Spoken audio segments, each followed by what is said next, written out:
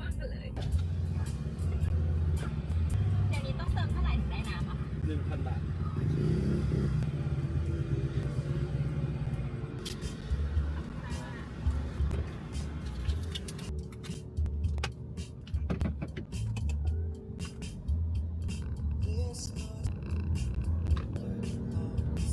พอน้ำมันเต็มถังแล้วรู้สึกว่ามันเหมือนมันขับเหมือนอัตราเร่งมันมาดีกว่าเดิมอะเนี่ยมันเร่งขึ้นดีกว่าเดิมมากเลยอะแล้วทำไมอ่ะชอบเติม E20 มากๆเพราะว่าอัตราเร่งรถมันดีขึ้นมากจริงๆพอกลับไปเติม 95 แล้วรู้สึกขัดใจเลยอ่ะทุกคน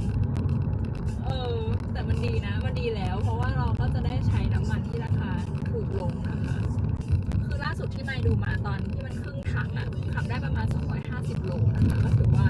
เยอะเลยทีเดียวเชียวที่มันก็ขึ้นอยู่กับทรีน